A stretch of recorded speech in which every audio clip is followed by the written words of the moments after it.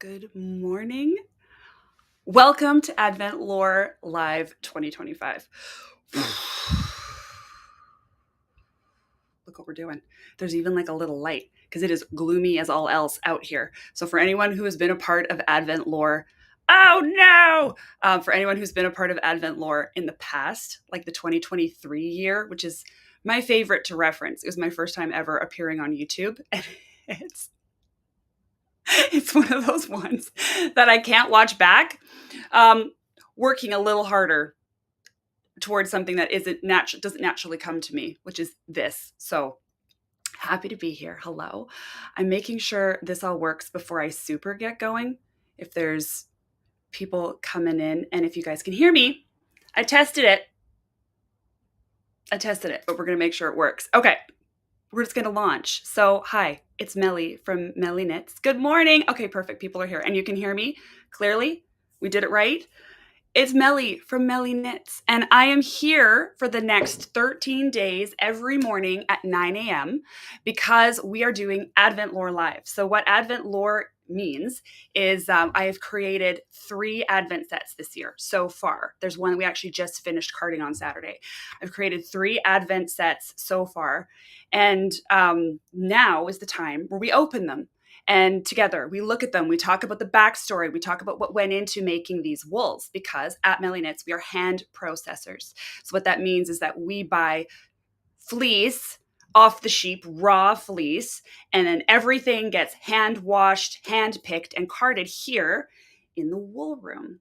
It's organized to me. It might look a little messy to you, but this is the space where we do all of this work. So that's what we do here at Melly Knits. And we've created these Advents, and we're going to go over them. We're going to open them, and it's going to be, I always think it's a really good time. So hi and good morning. Good morning. Good morning. All right. You're all coming in. Good morning. First time here. Hey, welcome. Lady in red yarn. Yvonne, are you Lady in red yarn or are you Yvonne? Good morning. It's nice to meet you.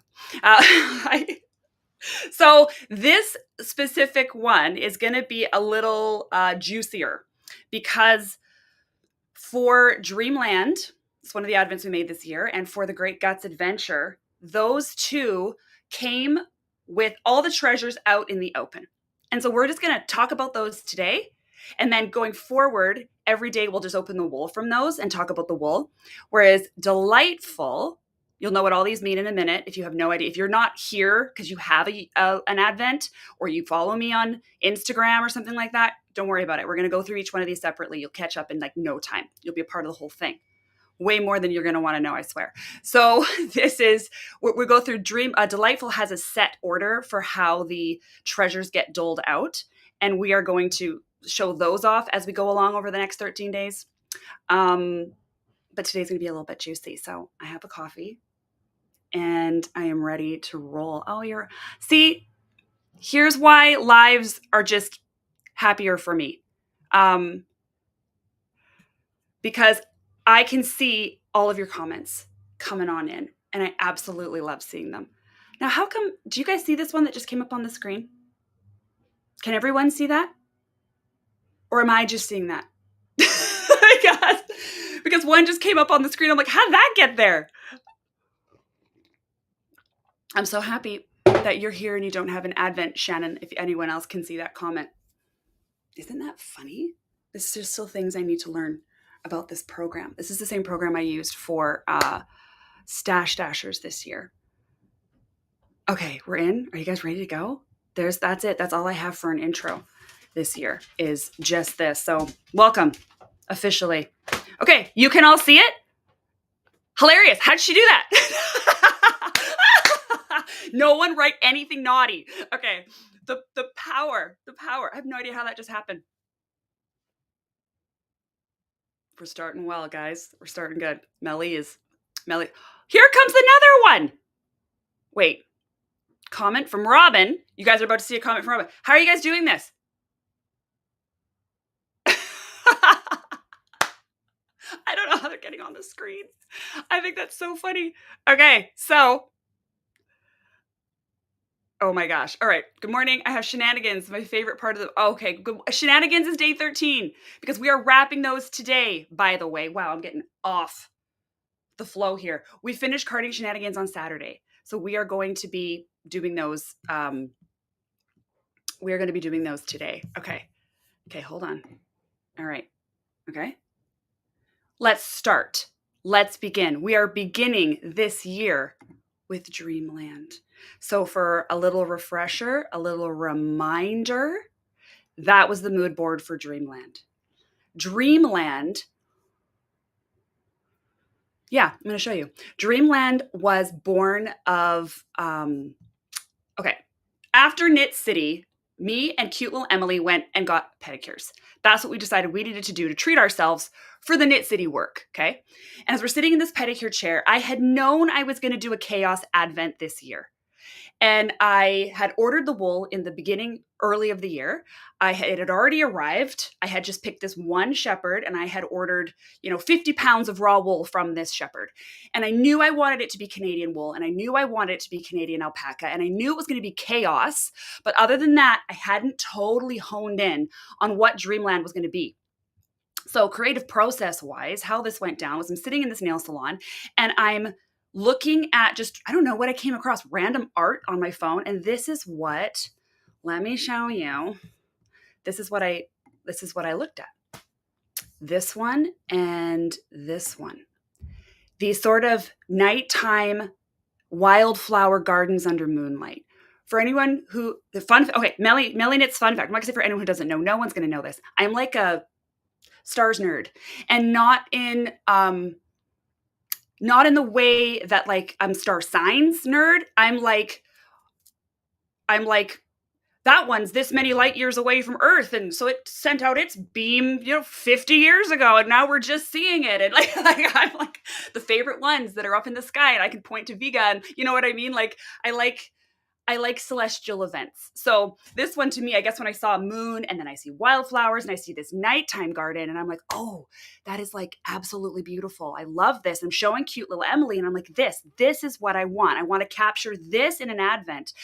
And Emily's best friend is an artist named Yoyo. And I also have known Yoyo since she was like a little girl. I've known her as long as I've known Emily, really. And so, I don't know, were they 6 years old? I've known these girls.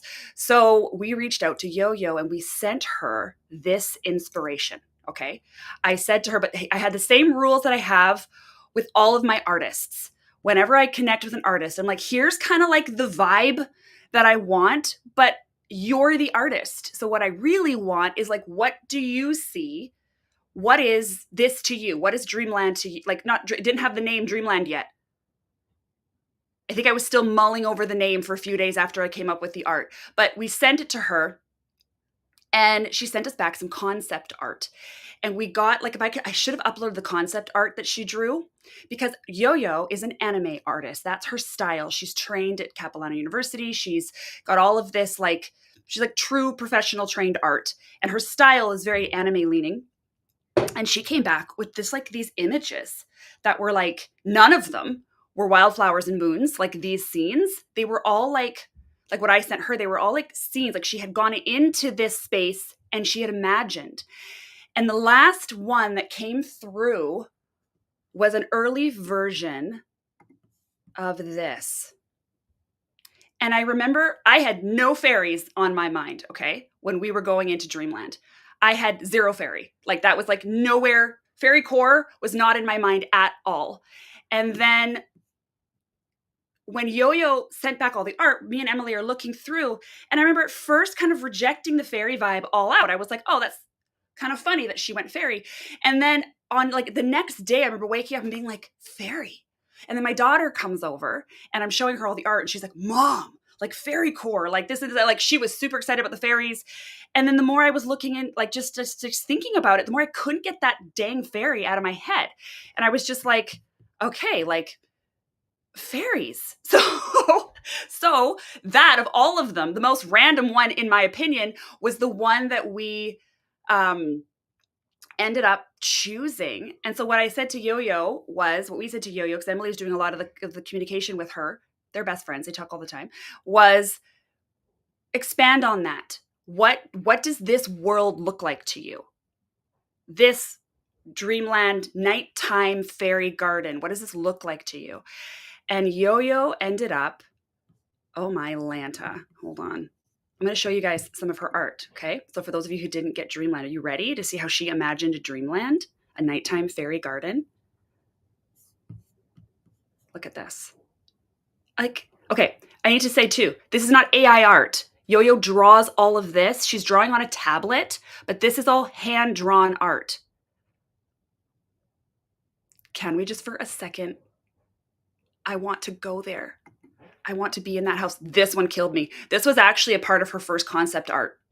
This was one of the ones. This gazebo. What even on earth? Guys, she's hand drawing these. It's crazy.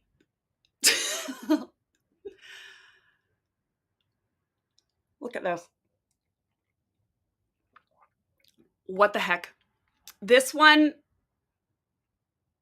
I mean, this one speaks to my heart. If I had to pick a favorite, I don't know. I'm not really picking a favorite, but like, look at her. So this was the way that an artist interpreted Dreamland. I do not like putting any of my artists in that I use in these sets. I don't want to give them, like I give them inspo and then you have to go for it because that's art. How I would envision Dreamland, or how someone else might envision Dreamland. Like that's the whole point of finding an artist with their own creativity and their own brain, who's going through these things. Look at these guys. Okay, here's what I love about these guys. See them? See those little dudes doing their little thing? And look at, I think that's them there in the bottom corner, and they found this big dude. It's so cute. Look at them. They're on their journey. So this was Yoyo's vision of this nighttime fairy garden of Dreamland. Me and Emily were stunned. And we had asked her, so once she started coming back with some concept art, we had this idea that because I love art. My house is filled with hand-drawn art, hand-painted art, some prints from hand-painted art. You know what I'm saying? Because like, come on, originals, give me a break. But I am a big fan, and none of it matches. It's all very eclectic or whatever, but I really, really love it. And I wanted to make Dreamland have this art focus. So you're all finding out how Dreamland came to be. This is how it came to be. Nail salon. I knew the concept, Canadian wool alpaca with chaos. And then I see this picture and we send it to Yoyo and she starts coming back with these quick sketches. And we're like, ooh, that one, ooh, that one, ooh, that one. I think we said, ooh, that one to like all of them. You know what I'm saying? And that's how we came out with this concept of Dreamland. So let's look at the box because that art truly dictated where we went with this advent. So I love this as an origin story. I love this because, and again, we'll talk about this more on the last day, probably day 12, but like, I have plans for next year's Dreamlands where the fairies are in a different setting and where the art is imagined. Anyway. Okay, here we go. So Dreamland, for those who got it shipped, Shop Advent Emily. Nice, she's organized. Would have come in a box. And when you opened it, imagine the candles wrapped and not covered in wool goo, would have arrived somewhat like this. Okay, this is how it would have generally arrived. So now we're going to open up these pieces. So the first thing you see is this. Oh, my light's a little bright. Is this sticker, which is essentially just this, but she's put Dreamland on the bottom. So you get this vinyl sticker to commemorate your Advent experience. And then you get this.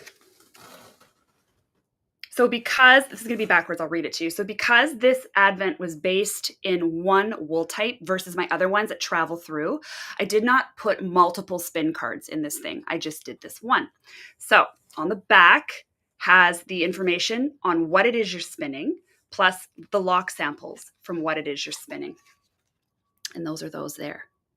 You can see, so this is the wool. We'll talk about this in a sec. And here's your alpaca. And then your details come here with some room for notes, okay? So on the front, it's a little poem. And it says, dancing fairies, down through the dewy grasses go the fairies tripping, dancing in the moonlight underneath the trees. When the light mist rises and the fireflies twinkle, soft their laughter passes like a tiny breeze. Just the faintest music, but oh so sweet and haunting. Fairy bells are ringing through the cool dim night. Fairy feet are dancing, weaving shifting shadows. All the woods are echoing with music of delight. Isn't that that's just how I want to be greeted.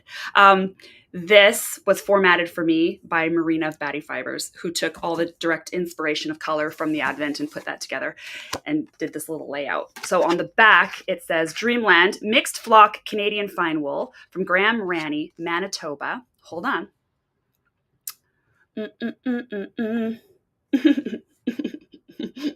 We fancy. From Rannie, Manitoba, blended with 15% alpaca from Reggie, Nico, and Shucks from All In Alpacas, Ontario. And then there's 15% Tussa silk and 5% sari silk. Just a kiss of sari silk went into these suckers. So mixed flock Rannie Canadian fine wool. So Canadian fine wool has been in my shop before. This is not a new wool to Melly Knits. Rannie is a shepherd in Manitoba. I actually met him when I went to the Manitoba Fibre Festival this year. Got to meet him. And actually, Erin is going to see him again next week. They're shearing together out in Saskatchewan. So Graham is awesome. And he explained to me what Canadian fine is. So he had bought a flock that was mixed breed. There was a bunch of breeds in it as far as he knew. And what he's been doing is just breeding them with his Rambouillets. Graham runs beautiful Rambos. And so he's been breeding them with those. So we get this fine wool. It's a cross of Rambouillet and Mystery. Okay, that's what these are. And that's why these are so, they're soft, but they're not soft in the way that like a 19 micron merino is soft. There's a heft, there's a chunk, there's an interest, there's just a peak of tooth, like a baby teeth, going on in this, nothing intense. This is next to skin. It's super soft. Then but it's a different kind of soft, if you know what I mean. It doesn't have the soft where you run your hands along the bat and you slip. You slide. It's the kind of soft where there is that grippy resistance, which makes the spin just makes the spin. I'll tell you. Okay, and then this is the alpaca. I've used All In Alpacas quite a lot. I used a mix of 3 because the blankets just weren't big enough to get the volume of this Advent done. Always clean, always beautiful, always perfect. I have literally never had anything but a 10 out of 10 alpaca from All In Alpacas. I'm just saying. So super happy to use that. So both Canadian Shepherds, All In Alpacas is in Ontario. Rannie is in Manitoba. And that's who makes up the base of this Advent. So that's the first thing they would have seen. And then directly underneath this was our first treasure. And what this is basically all the art I just showed you, but we had it printed into a booklet that could be kept.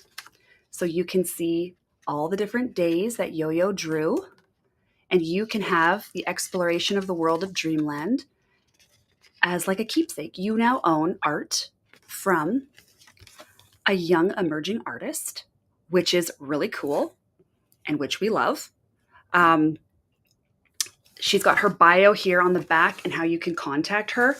If you see a piece of art from Dreamland, you're like, oh my gosh, I need this as the background on my laptop or the screensaver, or I want to print, or whatever you may be, contact Yoyo. She's got all of her info. I'm going to have her info in these notes. Her info should be coming up even a little bit on the screen, how you can connect with her on Instagram, or you could connect it through me or whatever you want. If there was art you wanted, she was paid for doing the art in this Advent. It would be so cool if she could sell more art. That's kind of the point of being an artist. So I'm just putting that out there for anybody who might be interested in seeing the rest of her work. And that's what Dreamland got. So that was treasure number 1. Treasure number 2. Here we go. Comes from my sister, Mazahouse Pottery, and her version of Cute Little Emily is a girl named Jenica. And Jenica is Marley Puddles on Instagram. Ooh, is this light really bright on my face?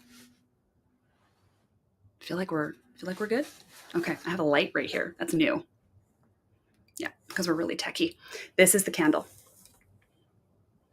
It's a midnight. It looks a little black on screen, but it's this midnight blue. You can kind of see it down here. The candle was made, the pottery, the hand-thrown pottery, was made entirely by Gena, which is Marley Puddles. And it was poured by my sister.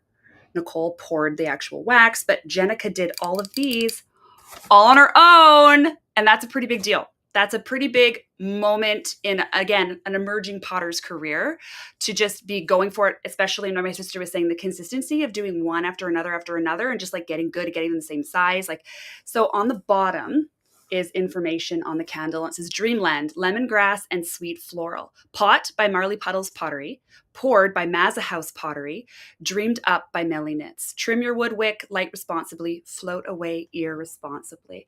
And she did this little moon at the bottom, and I thought that was really cute. It's like makeup tutorial lighting fabulous. Oh, good. Oh, good. Thank you. Thanks. I appreciate that. So this is, so that's the candle. So whoever got this advent, you have handmade pottery in a hand poured candle. Oh, just come up. I love the scent of this candle. Yes, it is sweet and light, and it should feel like that nighttime. I sent my sister the art inspiration. I said, make it smell like that looks. And that's what she did. So these were a butt cheek to wrap up, and they made the whole box way funny on one side. It made me really kind of nervous-ish to ship them. We just wrapped them like crazy in an eco bubble wrap. So it's like a recyclable bubble wrap. As you know, the Melly Knits Advents are all to go back to the earth, minimal packaging. I hate the wasty. So we package as we can so that everything can disperse without a lot of hoopla, I guess, is the attempt that we make. So that's what came. That was probably the main hefty treasure in the box. Then, of course, no Melly Knits Advent is complete without the appearance of Busted Button. So what this is probably not going to show, because my light is reflecting, is there's like a little flower in there. Because it's a moon, and it's flowers, and it's fairies. It's a little purple flower. And Dot did so good. Oh, hold on. That's who this one is. Dot, Busted Button Progress Keepers. I do intentionally go for the lobster claw Progress Keeper vibe versus the little rings. And I know some people like the little ring, right? For like the beginning of round marker or whatever it may be. I like a lobster claw. That's why I have Dot make these for me. The reason being is that I add the little balloon pin. They would be the same ones that I would stick, say, on like my bat tags to attach them to the bat. And they're removable. I less like the complete ring, because sometimes I'm a dork and I can't count. And then I get to a place where like I'm counting and I've got my shoulders and my back center and all my middle markers. I'm like, oh, I'm off by 2. And now I got to like slip all the way around to get back to that marker so I can shift it, and it freaks me out. So I don't want to be locked down. Okay. I don't want to be locked down. So I always go lobster claw. If you're not a lobster claw, so I just call these stitch marker Progress Keeper interchangeably. I know they're Progress Keepers, but I use them as stitch markers because I put them through a balloon pin, or I can use these to, like when I'm doing like sleeve decreases, I use these to clip, clip, clip, clip all the way down. I just feel like they're more versatile than just the ring. But I guess just the ring, you could also use the balloon pin and make that one off or on. Whatever. That's what I do. So that's the Dot. That's the Busted Button stitch marker. Okay. And then, I'm not even looking at comments. Love the claw. You don't have to be PC, lol. You can hate things. Yeah, but one of my other advents has them on the rings, so I don't want to say that I hate them. Okay. That's not PC. Try not to be a jerk to my other advent. Okay. And then here comes the next treasure. Hold on. We had a pattern. And we came like this because we're fairy core. So we need a little magic scroll. And you would open up the pattern. And I'm going to cover it a little bit because there's a QR code on here so they can download it. Like this. Okay. That's what they would have received. I even had my husband print it at work because I only have a black and white printer in the wool room. So we got color because we're fancy like that. at Melly Knits. And here's what the pattern looks like for anyone who's curious. So Dreamland was really, oh, okay, so this is from Katie Herod. Songbird Handmade. Katie's my buddy. And then she moved away and betrayed me by moving to another place in the province. And that makes me feel sad in my heart. But love her.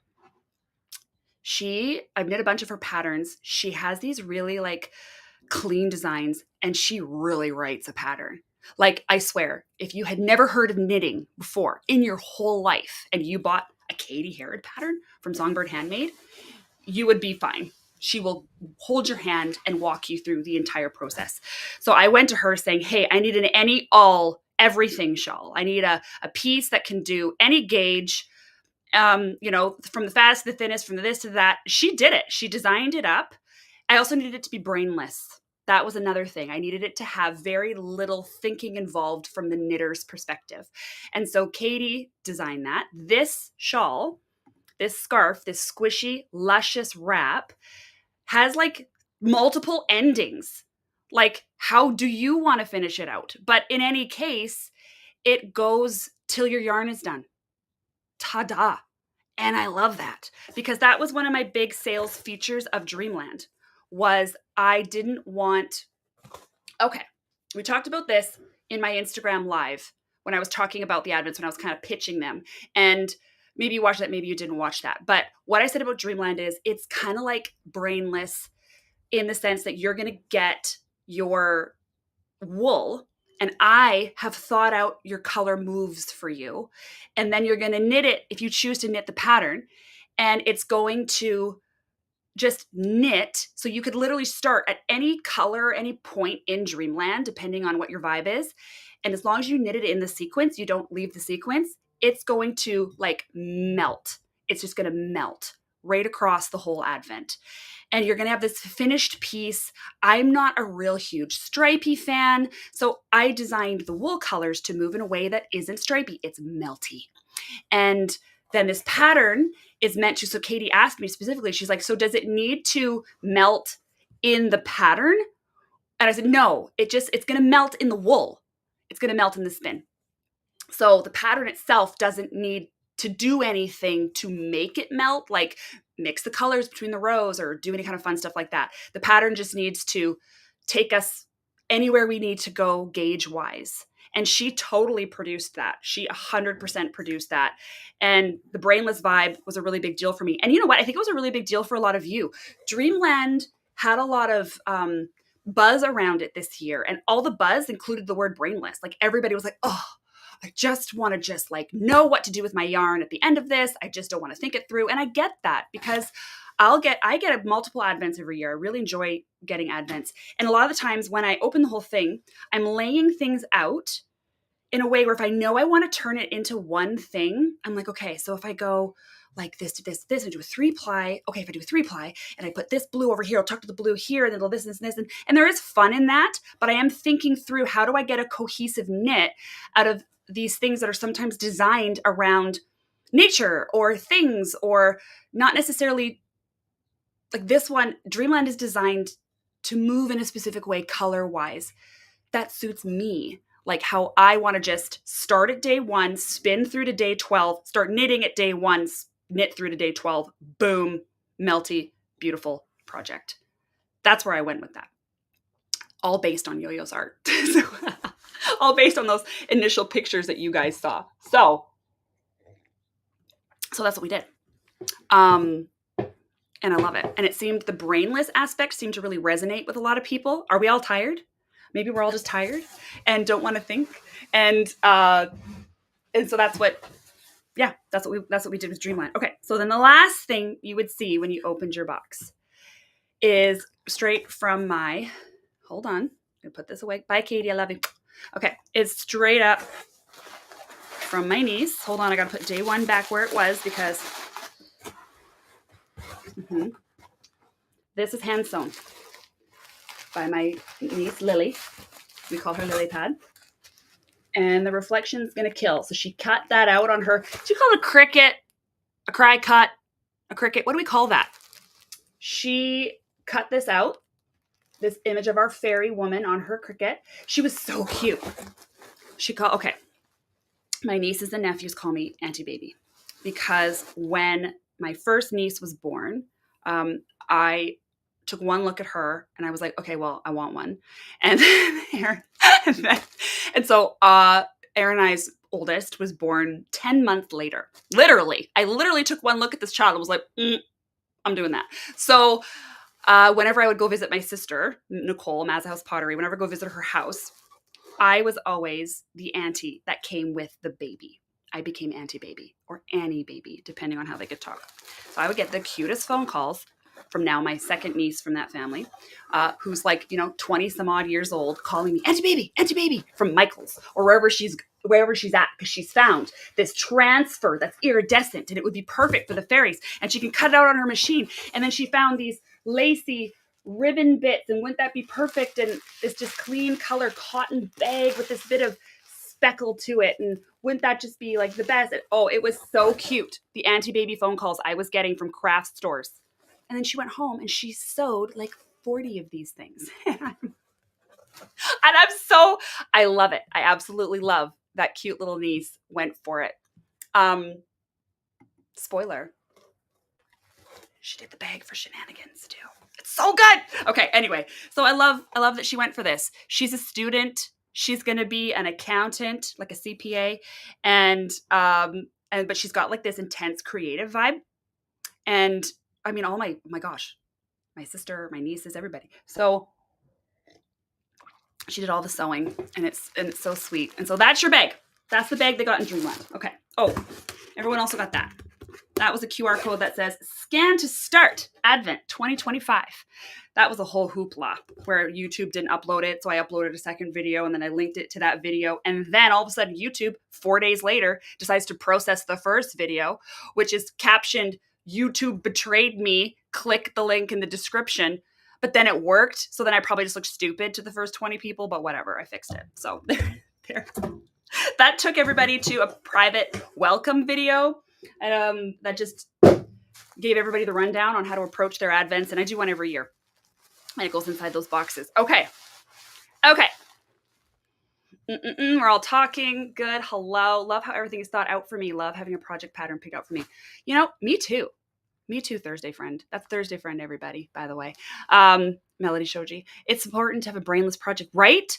Balance out the hubris ones. I always have like a plain vanilla sock on the go and like a sweater on the go. And then, is my hair covering does it change? If this covers, you guys still hear me fine, right?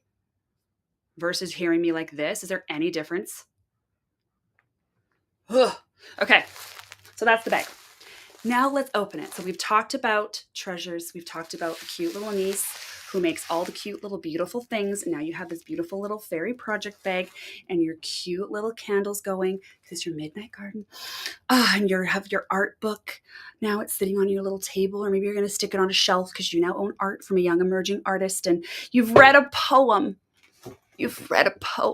About the fairies and they're dancing and the forest is still and there's shadows and everything is this nighttime fairy garden, and we're ready to open the day. Yep. Yes, I am the person that lights the candle before I get into the tub. Sprinkle some little Epsom salts. Yeah, we're fancy. That candle rests on the top of the back of my toilet. Yeah. Class act. Okay. All right. Oh, thank you. Tracy, thank you. Sound quality is same either way. Okay, perfect, because hair's herring. All right, this is what they would have seen when they opened their bag. We went with champagne gold. Ooh! And we went with a little bit of string. Here's your day one. And my son-in-law stamped all of these beautiful little, they're stars and flowers. Do not ask me how I was able to find a stamp that was stars and flowers. The theme is theming. So hard. It's not even funny. So there's little star and flowers. These tags are smaller than the ones you're going to see in the other Advents because I don't have to put breed info on the back of them, because the breed info is on the back of that card and it's the same throughout. So that's what it is. Okay. Are we ready for day one? Also, the yarn has some sparkle in it. It's really cute. Really pretty little sparkle yarn. Okay, here we go. It's day one. And this is what was received. That is the color. Can you see? Ooh. She murky. She floaty. She's oddly purple for me. You guys know, some of you know how I feel about the purple vibes. And that's just with 5% sari silk. I mean, this thing's working with that 5% sari silk. Like there's quite a bit of like chunk and heft and tuft in there for 5%. Here it is. Here it is open. There's your day one. It's like a beautiful midnighty eggplant. I personally think it's like it's speaking. Do you know what I'm saying? We're speaking to the moods of the dreamland.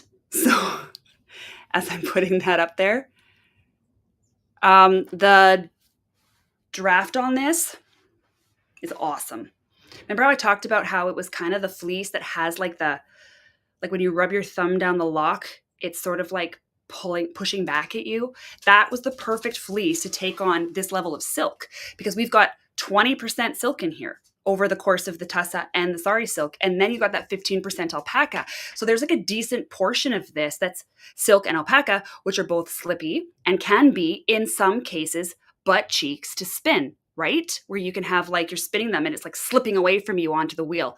This will not.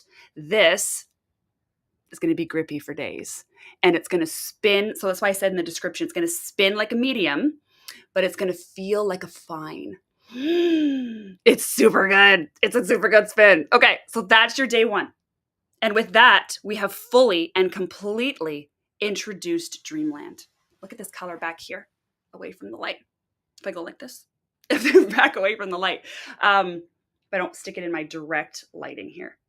So that's your day one. Oh, we have someone who's already started. Jacqueline has begun her Dreamland. And the draft is good. She says the draft is good. I love a medium spin myself. Like sometimes you have to babysit the super fine wools. They hurt your feelings. That's how I like to say it. They can kind of hurt your feelings. I love a medium spin. And when you can get a medium spin, but it's not really a medium wool, this sucker feels good. That is a soft little baby. Okay. So there's Dreamland, guys. You met Dreamland. You know the origin literally began in a nail salon with art inspiration, and that art led the way, totally led the way. And the input from my daughter, the input from my cute little lily pad niece calling me and being like, what about this fabric? What about that? What about this? What if we put, and then she was the one that came up with the idea. So I've always shared that these advents are highly collaborative. I'm working with lots of makers, lots of artists, and I don't ever want to have I want expression from everybody. According to the general vibe, right? Which I've said, this is the general vibe we're going. What do you see? And Marley Puddles saw this midnight candle. My sister smelled that scent, and my niece saw that fabric and that fairy cutout, and Dot saw that moon with the flower. And, Katie came up with this lush squish pattern that's just perfect. And Yoyo's art, it's crazy. Highly collaborative. I work with a ton of really creative, awesome people, and it makes everything better. Doesn't it? Doesn't that just make everything better? Okay. So there it is. What are we saying? If FedEx doesn't figure their stuff out, I'm going to cry. They better be taking excellent care of my advent, all your hard work that went into it. Oh, okay, Janet. Here's Janet, guys. This is Janet. Janet's a real MVP.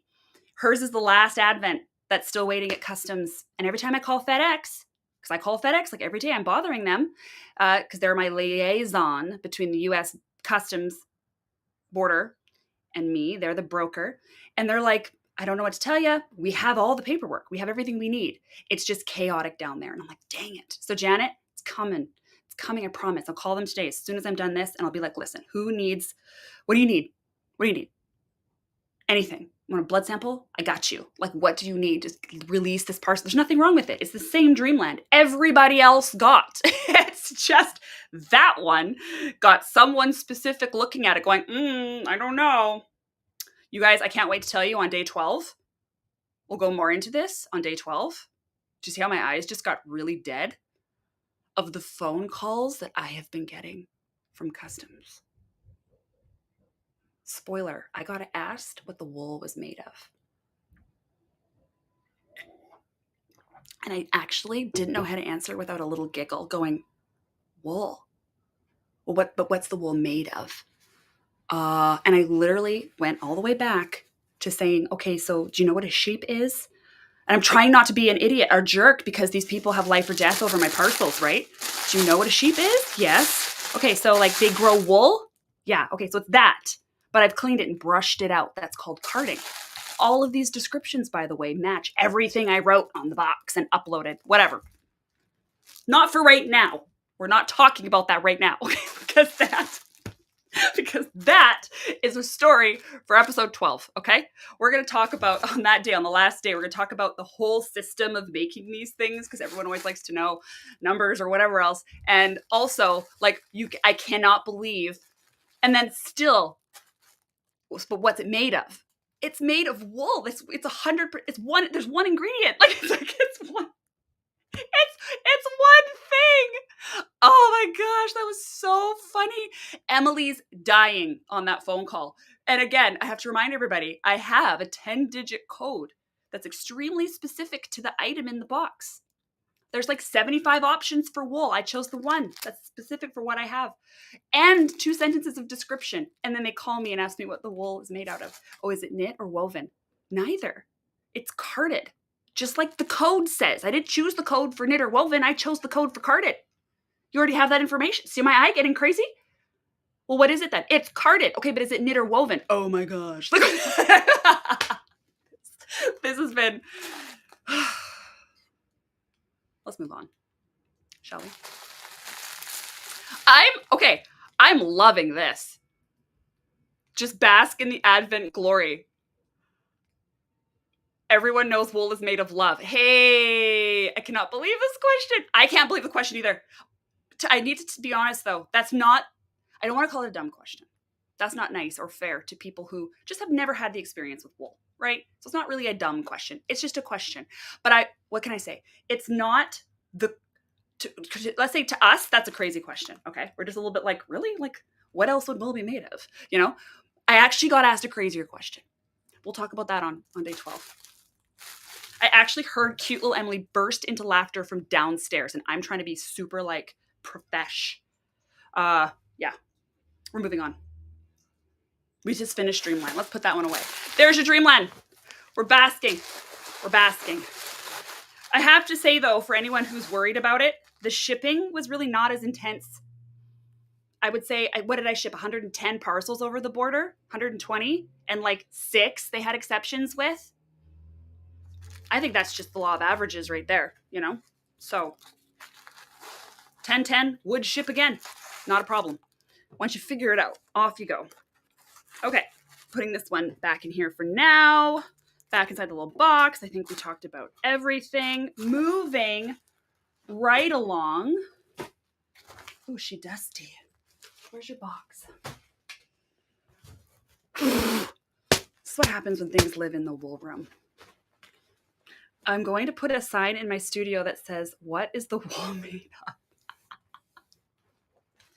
It's another thing that we all share. We're sassy. Absolutely sassy. What is wool made of? Absolutely crazy question that I legitimately 100% got asked. And that poor fellow had to call me back the very next week and ask me the single most insane question I've ever been asked. So we're just going to leave it. I'm going to talk. Okay. Look forward to that episode. Poor guy. He's doing a good job. He's the go-between. Okay. Ready? We're moving along, folks. We're moving along to Delightful 2025. So Delightful, again, speaking to the newbies. If you're here and you're new to me and you're new to hand processing, you're new to wool, See, this is why I don't want to say it's a dumb question, because some people might be here and be new to wool. And I want to let you know, this is the most informative and welcoming community you could be a part of. And everybody here will tell you everything they know about wool and everything you want to know about wool, and even things you don't want to know about wool, you can find out in this community. So not dumb questions, just people who haven't had the experience with wool yet, right? We love you. We welcome you. And I actually truly enjoyed talking about a sheep with this customs agent who's probably never interacted with wool in his whole entire life. Okay. So Delightful's back, 3rd year in a row. Love it. We love this. Delightful. I have plans. You know, I've already ordered the wool for next year's Delightful. I've already got 3 fleece here already. And the rest, I already know what I'm getting. I already know where we're going. I already know what the theme is. I actually talked to an artist about a treasure yesterday. That's how early we get started. Oh my gosh, that's for day 12. Stop. Stop sharing day 12 information. Stop it. Okay. So here's Delightful this year. Came in a box. This is not the box. In a bag. Looks like this. Okay. But this would have been in the box, and these would have been shoved up by his head, and this would have been sitting right on the top. Picture that. Picture this in a box. Okay. That's what it is. And these are your spin cards, custom colored to your advent. Thank you, Batty Fibres, for doing that. And here's this cute little sticker. It says Delightful 2025. Go ahead and throw that on your water bottle because you spun Delightful 2025. Absolutely love this advent. Okay, we're speaking origins though, where these came from. This one came from this. So I went to the Langley Weavers and Spinners Guild market. It's actually probably one of my favorite markets every year. I go to this. It's the Guild market, and the Guild people are selling their like hats and mitts. I can't believe what they sell stuff for. I picked up a hat and mitt set. Oh, can't talk about that. That's a Christmas gift, and she might be watching. Anyway, it was such a good price for hand spun, hand knit. Absolutely beautiful. Absolutely beautiful. And they always have other artisans there. So these guys were there. And I was there last year. So I just went to the one this year. When I went to the one last year, I saw this on the table and I picked it up and I'm like, man, I love this color. I love this leather vibe. I love the stone. And so I said to them, hey, can I get like 40 of these? 40 or 50 of these. Could you make these for me? I would need them by like next September 2025. And they're like, oh, perfect. That's a good amount of time because, we got to come across a hide because this hide that's this color. And like, they wrote my name down, everything. So come like, I don't know. When did I email them? I emailed them a couple of times. I never got an email back and I didn't know how else to contact them. And then I saw them again at the market this year. And I wasn't going to be that cow that was like, I emailed you 3 times. They had these all over the table. Anyway, I didn't get to connect with them. Which is so hilarious because this tiny piece was the inspo for the Advent. Isn't that hilarious? Because I thought I was going to have this in there. So this inspired the colors within. It inspired my theme. It inspired my dream. It inspired the feeling that I wanted to go for with like leather and stone and like all these kinds of things. So I just think it's stinking hilarious that I couldn't actually get in contact with these makers. And no shade on the makers. Not everybody's creative and does emails. Do you know what I'm saying? But I just thought that was really funny. And then when I saw them again this year, I just didn't say anything. I was like, oh, your stuff's beautiful. And I walked by. But this was meant to be a treasure in your Advent this year, which I think is so funny. So this was the one that inspired Delightful. And you then didn't even get in the Advent. I love that. I love that for us. Okay, so this is the bag. This bag is done up by a local artist. Her name is Gena. And she's lino cut. So if you feel the texture on this bag, this has a raised texture feeling to it.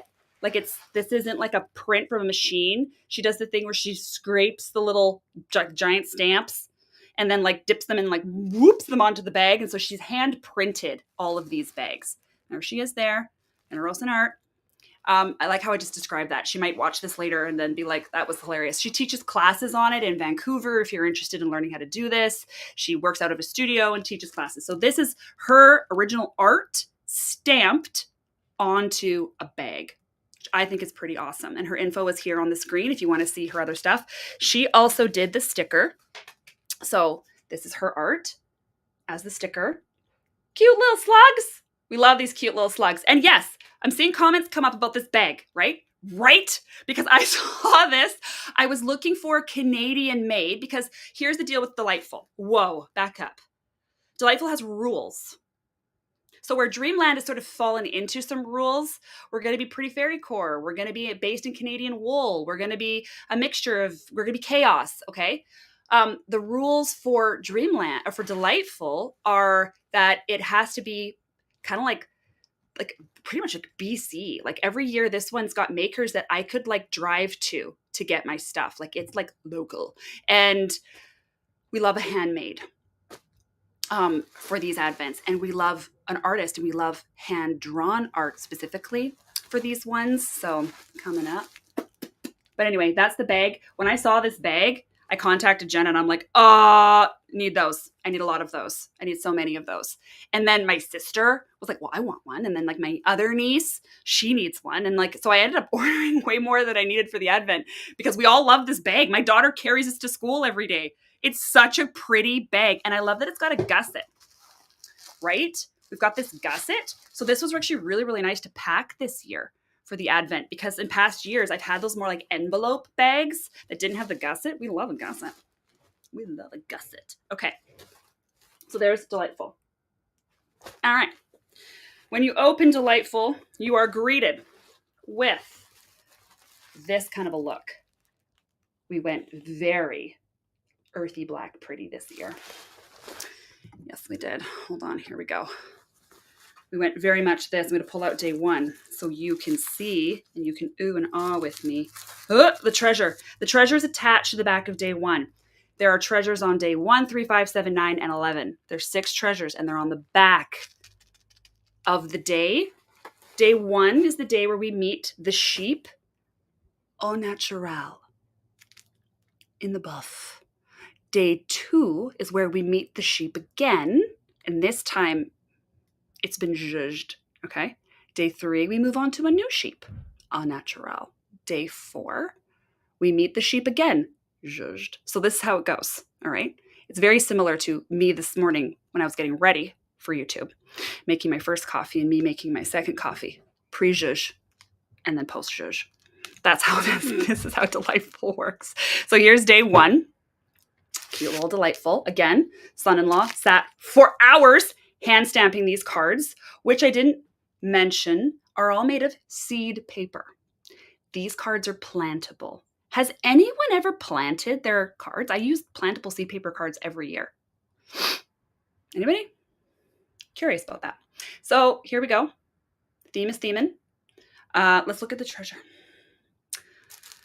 Let's look at the little treasure. Because, you know, ain't no party like a busted button party. Because a busted button party don't stop. And here's what Dot did. Dot's a bestie of mine. We've been friends for like, I don't know, 20-ish years. And here's what she made. Look, I don't need the hand. Like, wait. Look at them. Look at their stupid faces. Oh, come on. Fellas, just do the thing. Separate yourselves. There they are. Now, there were 3 mushroom varieties that Dot made. So you may not have this pair. You may have this and the other guy, or this guy and the other guy, or whatever you may have. Some version out of 3 dudes. So these are the 2 dudes that I got. These are made from clay. So Dot actually buys clay, rolls it out, if you ever follow her on Instagram, and then she cuts out shapes, and then she pokes at them with sticks and adds texture and adds eyeballs and adds all of these things. See? Oh, the lighting right now. She adds the texture. See their little their little like crevices and their little eyeballs and their little arms. Look at him. He's making like a wee sound. I don't know why. That's what I hear when I see him. So that's what she does. And then she puts them on trays and she bakes them in an oven. Then she drills holes into their brains and then she sends them to me for my advents. So when I say these are like handmade, these are handmade. Like obviously her moon you just saw is also, she's poured resin, she's done all the things, but something about the art and craft vibe of the clay ones that she does is even more so. So I love this little pair. Little cuties, little cutie patooties. So there's the treasure for day one. All the way from Dot at Busted Button. Now, let's open the wool. Okay. So you should have, because someone told me that they only got, they got less spin cards. They got less spin cards. There should be 6. You should have 6 spin cards because you have 12 tags. So I figured 2 tags per back of the thing, because these are designed, Delightful is designed where you would spin day 1, spin day 2, and ply them together. And you don't have to do that. Do whatever you want. But I do it like that because then you get 6 50-gram skeins, which is awesome. And then I work intentionally that the thing we mix in to the Au Naturel fleece is within the same color. Like, as if I can get it as close as possible, then that's what I do. I get it as close as possible if I absolutely can. So that way when you put them together, they don't barber pull. I'm not a real barber pull babe. I don't love the look personally. I like it when it's knit. I just never really love it in the yarn. So of course I'm trying not to get my Advent to barber pull. So that's why you have 1 tag, which should cover you for 2 days. If you didn't get 6 tags, like, message me. Anyway, your custom colored tag. And then what you can do is there's the label back here, which tells you what the breed is. And you can just, like, it peels off pretty easily. And then you can stick it if you want to, or tape it to there. That's the design. Do what you want. Do anything you want. Here we go. You guys ready for day 1? Hold on. It's coming. Okay. The package, the ASMR. Yeah, that's right. And then we're going to open it. This is hand spun that my friend Nellie at Royal BB hated. I asked her to give me all the hand spun she hates. Isn't that great? Your Delightful Advent is wrapped in hate. I love that it's wrapped in hate. There's Nellie's hate yarn. Okay, so we chopped it to pieces and wrapped your Advent with the hate yarn. Okay, here we go. We're opening it up. And here is day...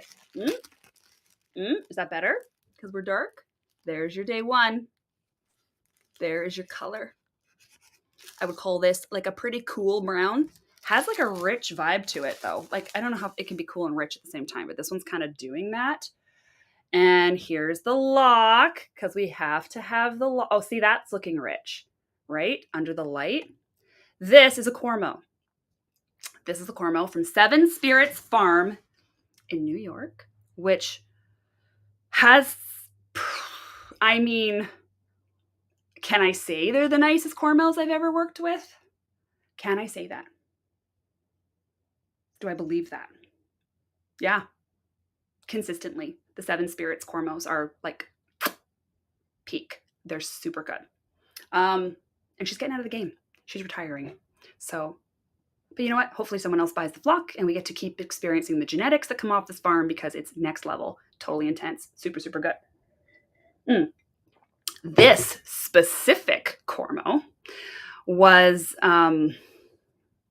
This specific Cormo was interesting to me because I've worked with a lot of Cormo from this farm, and I've worked with a lot of her like mixes and whatever else that she's got going on there. What do people do with the locks once they're done spinning? That's a great question. I include the locks, always have included the locks with my spin because I think it's such good information for a hand spinner. This tells us so much. We know so much from looking at this lock. This informs me as a processor intensely. And as a spinner, this informs my draft zone. If I am going to be short forward or short backwards or continuous backwards or whatever it is I'm doing, this gives me a lot of information. The crimp is giving us information. The evenness of the crimp, you know, like how precise is it, is giving me information. I'm getting a lot of information from a lock. So I think the purpose of the lock could just be informative, and maybe we don't have to do something with it. You could compost it. You could stick it on the back of your spin card as a keepsake. Oh, here comes one. Someone's about to post. You're going to see in 2 seconds, 1 second, boom. I catalog mine like little museum samples. That's adorable. Staple that sucker into a book and have it like keep it so you can remember and itemize what you did. It's also really interesting because if you get to a place where you're processing lots of fleece, or sorry, if you're spinning lots of types of breeds, like Cormo, Merinos, Rambouillets, any breed, especially you see it a lot in the fine wools. I find that fair to say? Yeah, maybe more. Like you see where, maybe that's not a fair statement. I'm thinking on the spot here. They're never alike, although they're very, very similar. Sometimes they're doing some different things. So in the case of this Cormo, I've probably processed, I don't know, like 20 Cormos from Seven Spirits Farm. And I've processed one Merino from Seven Spirits and one Cross from Seven Spirits, but I've probably done like 20 Cormos. I've been processing Seven Spirits for like 5 years because before I was using them in the shop, I was processing them for my wool Yoda, who's a big fan. She introduced me. Sherry Stewart introduced me to Seven Spirits Farms. That's how I got hooked on Jennifer's. That's the name of the shepherd that I got hooked on her stuff. So this Cormo was actually really interesting to me because if you have this lock, you will see, and this is a character thing. So this isn't a good or bad thing. This isn't a flaw or perfect thing. This is speaking to the character of the wool. Okay. The crimp is not uniform. So like sometimes we get crimp and it's like mathematical. There's like 0.5 millimeter between each little mountain peak. And it is like just absolutely the most, you can't believe nature. I mean, you can. We see nature all the time and it stuns us. But like you get reminded that in nature, there's like some intense business happening. And the absolute mathematical perfection of the spaces between the crimps. And you're just like, what on earth?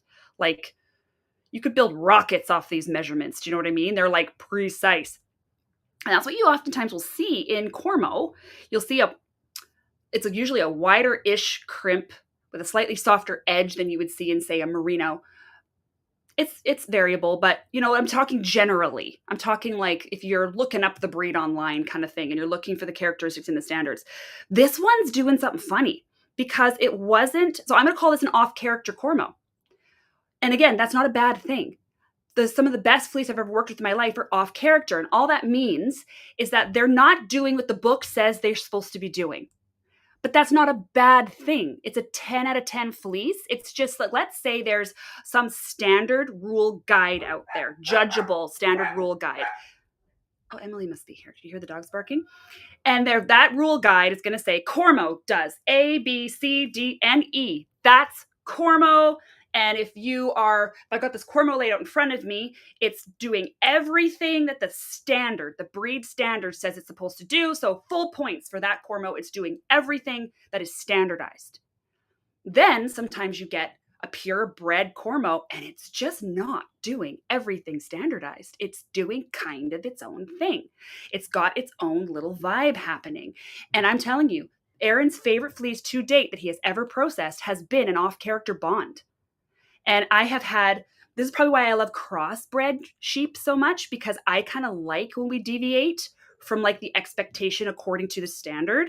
I just love it because it's always different. It's always new. It's what keeps this job I do from being the furthest thing from boring. I will wash wool infinitely and they're all kind of doing something that's just a little cool and a little different and a little interesting, and it's like it just slurps in your focus and your interest, and it's really cool. So okay, whoa, I'm really going for it.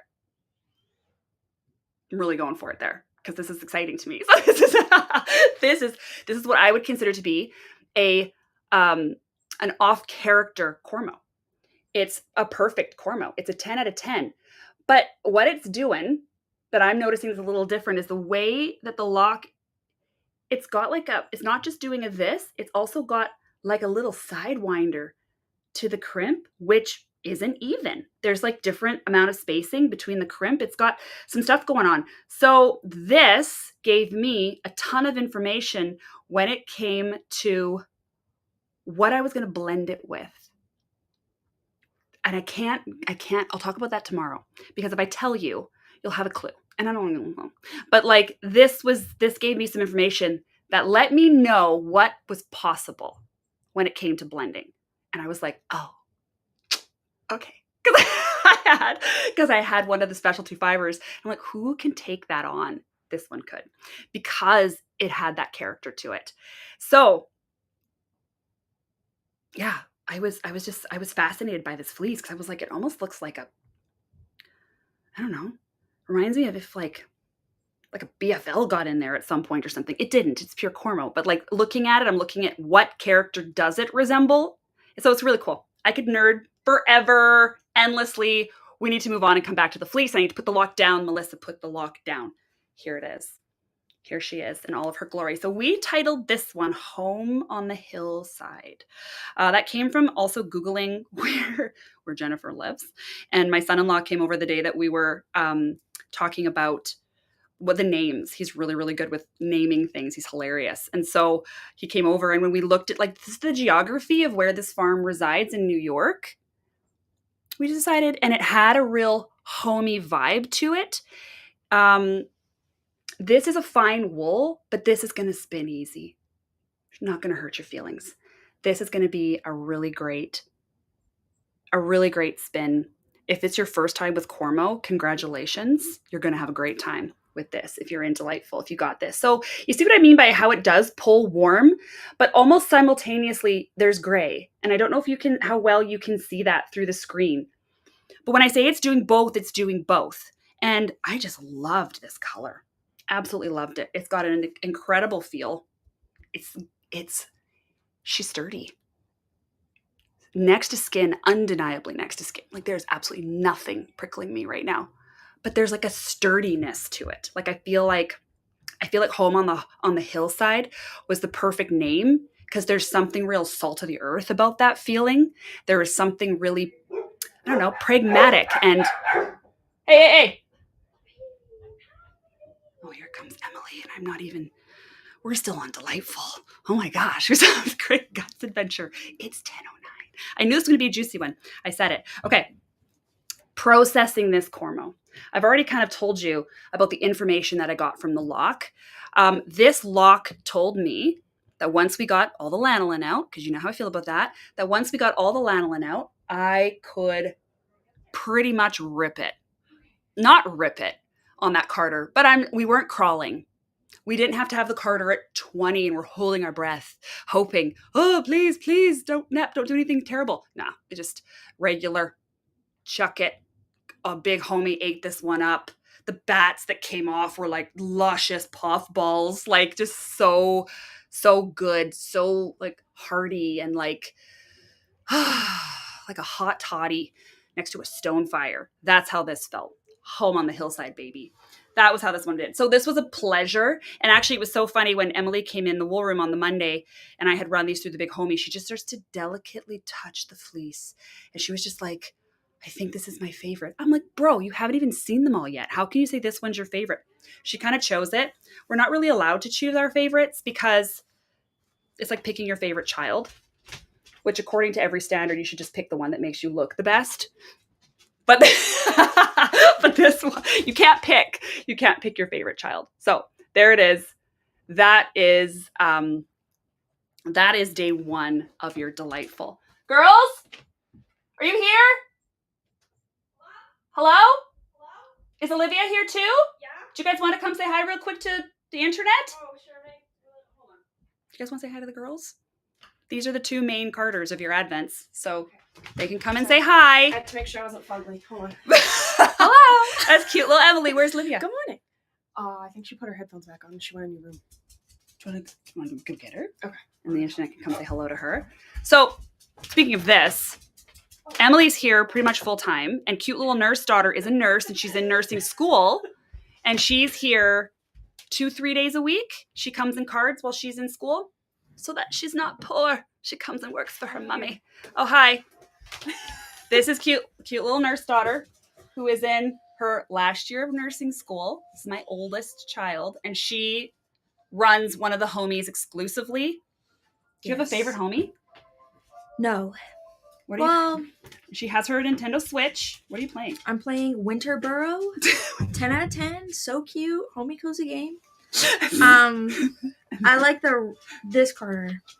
You like the old homie, the little Yeah, one. Little homie. She likes the other one gets more wool stuck on it and it annoys me. Okay. Yeah. Mhm. The homies have character and everyone's saying hello. You guys are so precious. Hi. Hello. Thank you for carding. So this one is the one me and Emily call when A, we need to move through mountains of wool. She's the most efficient carder in the world. And B, when something needs to be picked. So if we're doing a third pass and there's like a little bit of texture business happening, Olivia is the one who will painstakingly sit there and pick every little bit out so you don't have chunks in your spin. And of course, you guys, thanks for carding. And you guys obviously know Emily. Emily, I think you washed most of... Who washed the Delightful Fleeces? Was that you or Erin? That was you. I did that. Emily washed your Delightful Fleeces this year, guys. Last year, she came in for Advent season. I like how we're having this little journey before we go over to the Great Guts Adventure, and you two can peace out. But like, Emily last year came in for Advent to help finish up some carding. She worked on True North a bit, and then you did True North. You came back for the Sneak Attack Shop update, and you started officially in January. Yes. We're 1 year later, and she is completely and totally washed Delightful, the fine wool challenging Advent, all by herself. And you ran Big Homie pretty extensively, even for shenanigans. Yeah. Yeah. So essentially, Emily can assume my life now. So we really like that. We really love that. I'll start with the dogs. You'll start with the dogs, yes. Kiss the little dutters. Okay. You girls getting ready to wrap? Yeah, I was going to go sit out downstairs. Yes. Okay. I don't know how to help with that. But Emily it's will- okay. You guys got it. Okay. Say goodbye to the... We're good, so it's not... Say goodbye to the internet, girls. Bye, Internet. Goodbye. Dutters is leaving too. Dutters is leaving too. All right. And with that, we shall move on to the Great Guts Adventure. The last one we're opening today. Reminder, as I'm yakking a lot, tomorrow we won't also be looking at every single treasure from the other two Advents. We're just going to be looking and talking about the wall. Okay? That's what we're going to be doing. Not like I think anybody's being exhausted by this. I hope you all are cozy and comfy. Kind of cute that the girls got to come and say hi to you guys. I love that. I love that. I love that. Okay, let's do the Great Guts Adventure. Last one for today. Ooh, we so chatty today. All right. Great Guts Adventure. Oh, there's Shop Advent Emily. This is the equivalent of when dogs pee on their territory. Emily's like, mine. Because I need these for the YouTubes. And then she gets to keep them. Work perk. So Great Guts would have arrived like this if you had received the full Advent, not Fibre only or anything else. Oh, do you know what I didn't do? Look at that was your Dreamland and your Delightful Inspiration. Totally didn't show that at all. Whatever, you got to see the original inspo for it. Let's put him away. Sorry, forgot you. The Great Guts Adventure. This is our first time doing the Great Guts Adventure. This Advent was pretty much born out of not wanting to repeat what I did for Guts last year. So last year I did True North and I did True North Guts. That was hard. True North was hard in general, and we talked about that last year. Go back and watch last year's lore. Just go right to day 13 if you want to hear details about that Advent. But it was challenging extra because it was we were doing two different things with it, and that made it difficult when we got down to the packaging phase. And I don't know, and then even the mathing for it, like I just like using a fleece and then, whatever's left in the bag is what's left in the bag. I don't know, having to like partition. I didn't want to do that again. Okay, we learn. We're learning company here. We're learning business. So with this Great Guts Adventure, I liked the variety vibe. I liked the idea that we could go on a little journey through wool and we could like meet some new friends and see what's around the next corner, kind of vibe. That's what I wanted, adventure. Not like, and this was really hilarious because there were some days we were going to include in this. We were going to be like, ooh, let's do this fleece, like they'll never have spun this ever in their lives. And Aaron reined us back in. Aaron's my husband, if you're new here. And he was like, he works in the wool room too, sometimes in the evenings. And he was like, but they need to like the adventure. It needs to be like a good adventure. And I'm like, oh. So I just want to say, there is a whole caracool in the garage that didn't get into the boxes because it was like really stringy human hair. And Aaron's like, they need to like the adventure. And I'm like, you're right. You're right. So that really kind of actually gave us like a good parameter for what kind of adventure our Great Guts adventurers are going to go on. Mm-hmm. Yep, the parameters were good because the man is wise. Because the man is wise. Okay. Kaylee, did I miss Dreamland? Probably. Yes, Kaylee, Dreamland was the first one I did. When I finish this, I'm going to put the notes in where you can click on the little, whatever. It takes you right to that part in the video if you want to, but Dreamland was first. So you are absolutely, you can go back and watch that. Dreamland was the first one. We talked about it for a very long time. Okay, Great Guts. So the first thing you'd get is this cute sticker. And this cute sticker comes to us from Batty Fibres. It's a play on something else that is in the box. So we're just going to come back to the sticker. Then you're going to meet this bag right here. This is from a company called Tokyo Bags. And she's based out of Montreal. Her name is Ayako. I hope I'm saying that correctly. Ayako Goto. And Ayako, if you go look at her website and if you see what she's doing. So I found her on Etsy. Again, when I was looking for specifically Canadian-made bags is what I wanted. So there's her little branding inside the bag there. I came across this from Ayako. And I was like, it's made of paper. Washable paper. So hers in the advent didn't come. Oh, wait, ASMR. They call it like a vegan leather even because apparently the more you use this thing, the more it softens and wrinkles and breaks in. And I'm like, what? Like, never heard of it. You can wash it and lay it out to dry. It's washable paper. So here's her info on the screen, okay? But if you go to tokyobag.ca and you were to go and look, she's got care instructions on there and whatever. But if you go and read Ayoko's story about her mother being a seamstress and about, just like her life in textiles, her life in creating, it's so cool, guys. Like, this is really cool. So she sews these. These are hand sewn in Montreal by Ayoko from Tokyo Bags. I love it. She's got a bunch of other styles on her Etsy, which you can go see. And she was a dream to work with, just kind and just really easy to work with.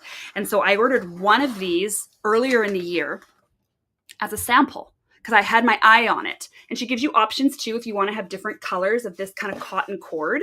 And I liked the brown with the theme that we were going with. It kind of it vibed and everything. So this one, I ordered one, loved it. Knew I wasn't going to be able to get the advent in it like I do for other bags. So that's how come it appears on the top. But as far as a keepable bag goes, I actually haven't used mine because I've been waiting, for the advents to open. But I'm really excited to see how they soften and how they use. I love the idea, especially with the vibe of our advents of returning to the earth. So having a reusable paper, a washable paper bag. I'd never experienced. I'd never heard of it. I'd never come into contact or, received that kind of information. So I was I was enamored. So I ordered just the one and then I went back to Ayoko and I'm like, I need 45, so she made them. She started sewing. It took her, I don't know, month and a half and made all of these bags. Hold on. Oh, it's my son in Germany.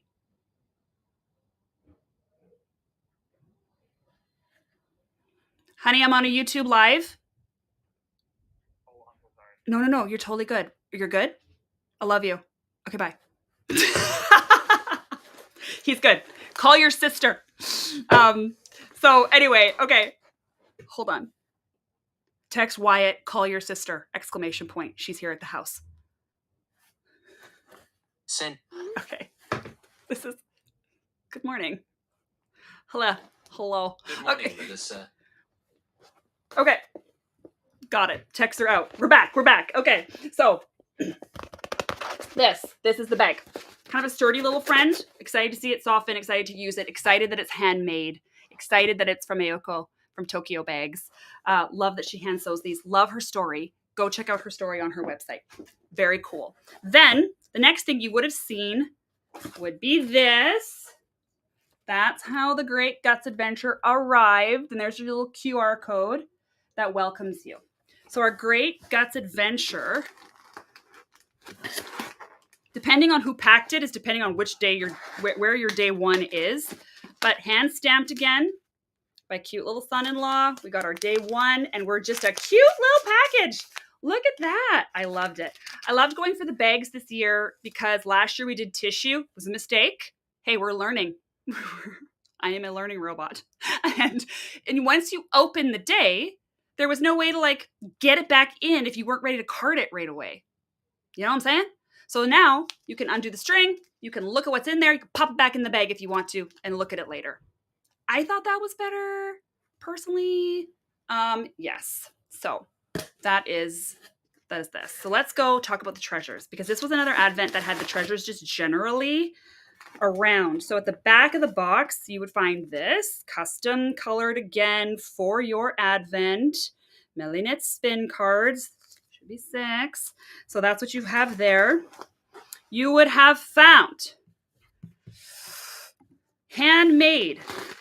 See what I meant about the rings? Stitch markers. Actual stitch markers from Kelsey at Kzip Knits. Ain't that adorable? Isn't that the cutest? And look at her little like embossed owl. She does this little wax ring thing. You see the little owl friend. And this here, this is what I really was after. Because if you follow if you follow Kelsey on Instagram, she's been beading a lot. And she hand beaded that, guys. Each bead individually hand beaded. I wonder if I'm looking at this the way that people look at me hand processing wool. Like, I would never. Like, I look at that. I'm like, I'm so glad she does it.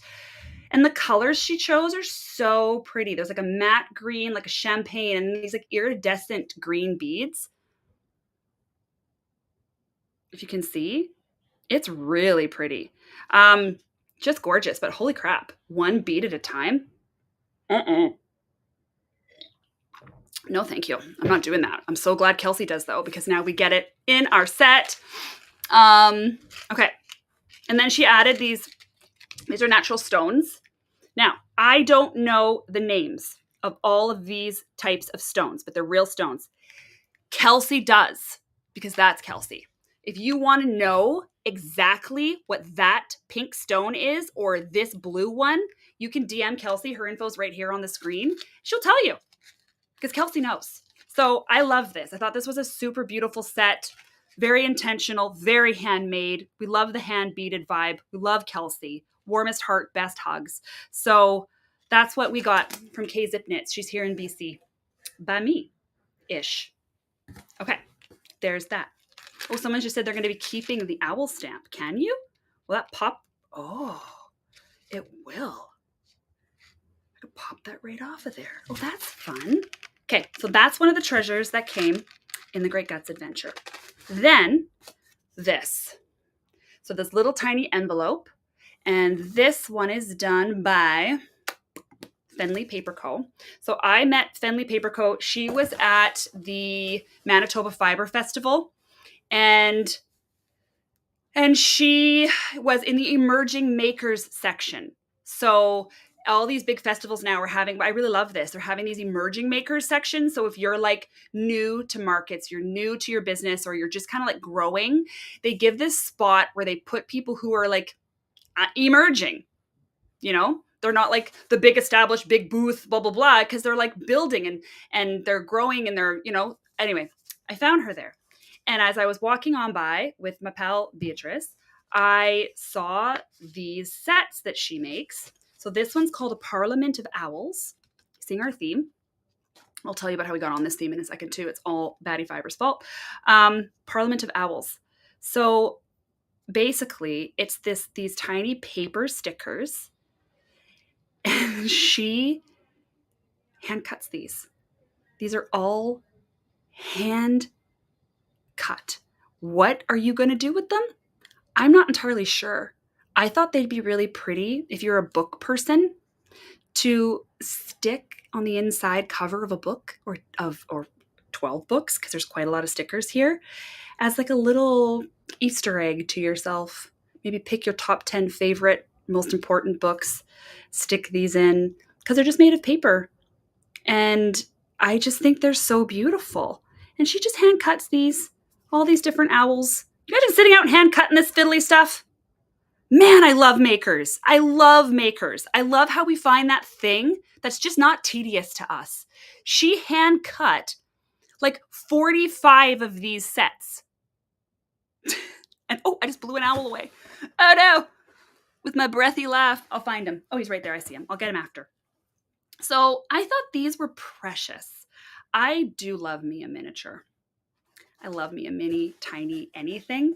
So having this little collection, these little stickers, this Parliament of Owls, and hand cut and by an emerging maker, I thought that was really sweet. So there's that. And you can treasure these up as you will. And then this was super cool. This is another one from Manitoba. So when I went to that Manitoba Fibre Festival with Beatrice from Fibre and Forge, I found so many good treasures, and this was one of them. So this is from Apothecandy. She's a hoot. Now, since following her, I had never heard of her before, and then I get to her booth, which is super cool. And she makes like soaps. I ended up getting like this one soap set for my daughter, cute little nurse daughter who was just here, with like little bitty ones that you could try from like the different ones that she makes. This one killed me though. The orange cardamom balm. This one smells, this is me. This is what I want to smell forever. It smells like this. I love spicy. I love those spicy smells. Like one of my favorite candles I burn is like a campfire candle that I get from Fibre and Forge. I like those kind of like more heaty, musky, but not like musky. But you know what I'm saying? Like, so the spicy, I like a spicy. So orange cardamom, so good. But what makes this super fun is, hold on. Where is it?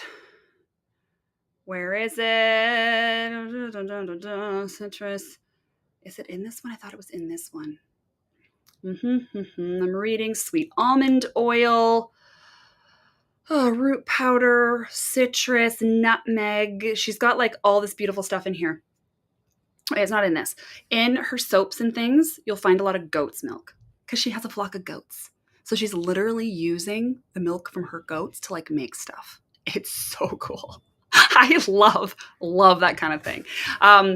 Beautiful maker. She also has a lot of like oils for different purposes too and stuff like that. So very intentionally made, super cute. I'm personally addicted to lip balm. Personally, there's like 7 in every room of this house. And I still actually buy the Bison lip balms that I put in last year's True North from Sweetgrass Skin Co. I can't stop using those. I love those lip balms. And anyway, and now this one, I haven't opened mine yet. I'm really excited to use it. But I've smelled it and I've sampled it at her thing, like I put it on the back of my hand. Glorious. We love this. Manitoba, straight from Manitoba, from another small business. You know what's interesting? It's just dawned on me. So far, we're all women-owned, which is kind of fun. Being as I am women-owned, it's kind of neat. Like we're all getting it. We're all killing it. Love this. Okay. And then last but not least, hold on, fixing my flyaways. So we've done Fenlea, we've done Kzip, we've done the Tokyo bag. Oh yeah, and the Tokyo bag too. Cool. Okay. I did that on purpose. That's a part of my theme. And then here's where some of the big inspiration came from in general. Is in your box at the back, you would have received this with a QR code. Okay. And it says, "Yay community. Scan to interact with your postcard." So this is a feature to what would otherwise be, this is the art feature of your advent. This is hand drawn, but now it's a print because I had them printed by Marina of Batty Fibers. This is not a name that's new to anybody in Melly Knits land. Marina is often the one responsible for taking the thing I see in my head and putting it even better on print, drawing it, etc. She does all. She's the creator of Dashel. She's a dear, dear friend that I love very much. And just somehow manages to get So I love it. I love it. So look how cute. Look how cute. Look how cute. So I went to her because I didn't have an artist yet for the Great Guts Adventure. And I was like, I don't have an artist. What do you got? What's cooking? And she kind of was like, what's your parameters? And I'm kind of like, I don't have one for this. Other than it's the Great Guts Adventure. How she got the most adorable sleepy owls from that conversation, I'll never know. But the second I saw it, I was like, well, that's perfect. Well, that's absolutely perfect. So then she did up the sticker too. And we love Marina. Now, when I have this QR code, the Yay community, interact with your postcard. Here's the deal, okay? As a Great Guts adventurer, you are entitled to one pen pal, should you choose to accept it. So what that means is, here's your lovely postcard, and it's blank. Would you like to have this lovely postcard with a lovely little note on the back from a lovely maybe stranger who also is a Great Guts adventurer? Well, you scan your QR code and it takes you to a Google form where you sign up. And again, for anyone who might be like nervous, I have all of your addresses anyways. You all bought these from me. I mailed them to you. And yes, I will be sharing your address with a stranger. I won't choose anybody in your town in case you're worried about stalkers, okay? I'll pick someone very, very far away. But like this is, and some of you have already signed up. So you early birds who opened your advents right away and have already connected you. So what this means is I would take your address, their address, and I'm going to swap you.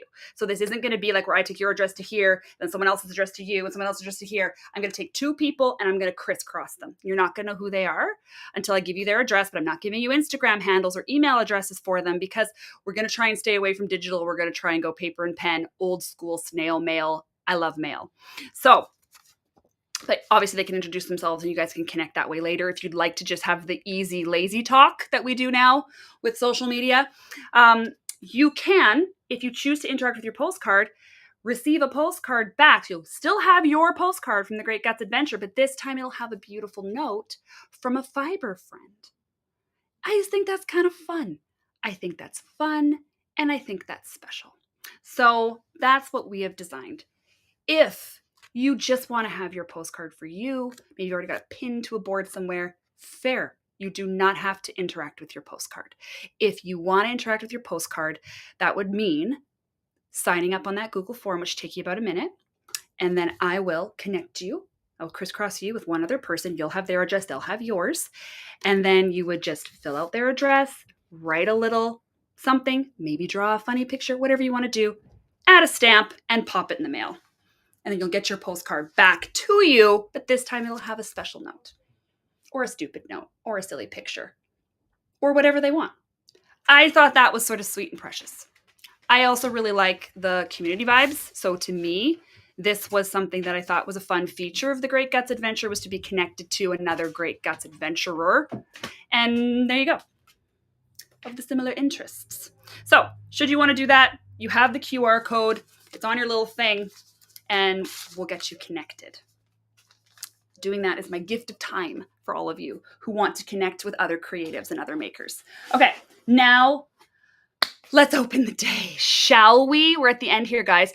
Danielle, can we add channels onto Discord for each of the advents or just advents in general? Yes. Okay. I have a plan for the Discord. It's coming. It just needs a little bit of a revamp. It needs to be made.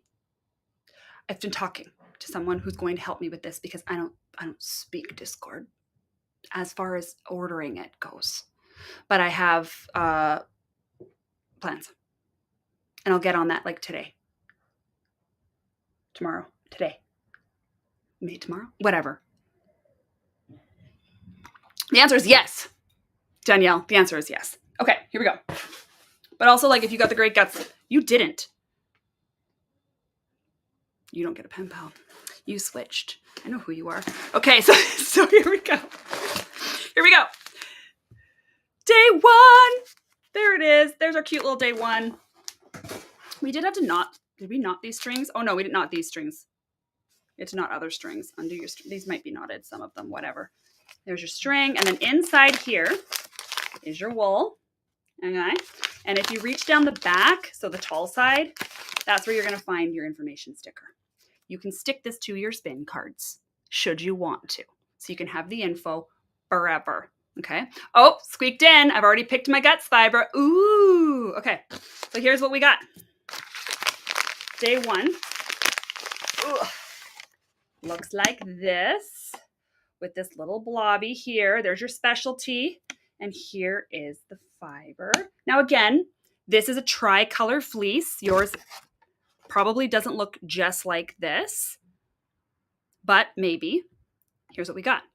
We have a Corriedale yearling, so a young sheep, not a lamb, but not a full-grown adult, okay, from Wellman family Corriedales in Colorado with baby camel down. So this is 5 grams of baby camel, and that makes this a 20% infusion in here. We talked about this a little bit before, but these are bigger than 25 grams. These blobs should be closer to 30 grams around and ish, okay? That's where these blobs live and where they land. And that is because Great Guts adventurers, they need to pick this. And sometimes you're going to find a second cut. There's going to be, here's a VM blob right there, a little bit of VM. Now that's not a gram by any means or anything like that. But you know, this is designed so that you are picking it. We love a Corriedale, always. Who doesn't love a Corriedale? We love a tricolor Corriedale. We love a yearling. It's so soft. It's really beautiful. Let's look at a staple. Hold on. Hold on to the phone. I'm going to grab a staple from this pile. Here we go. Ooh! It's kind of a rippy grab that I just did. Look at that. Look at the length on that baby. Ooh! She poofy and crimpy and soft and so good. We love it. We love a good Corriedale moment here. And the picking is absolutely lovely. Like, there it is. We're picked. We're open. Oh yes, that's one thing I'm going to talk to you guys about. Okay, so this is how I would approach picking this Corriedale. I just open things up like this. I just tease it. I'm just pulling, like you can do the other method I do where I kind of chaos between my hands, but this one's kind of long. So I'm just sort of doing this and oh, there's a little, is that texture? What is that? And then like, we're just pulling apart, pulling it open into this cloud. And as I'm stretching it out, I'm just getting all the little, just getting it nice and open. There's a little dangly second cut. See him? Off he goes. Boom, garbage. Okay. Here's a little tiny piece of stick. Nothing mega, but you know, let's take him out. Very clean fleece.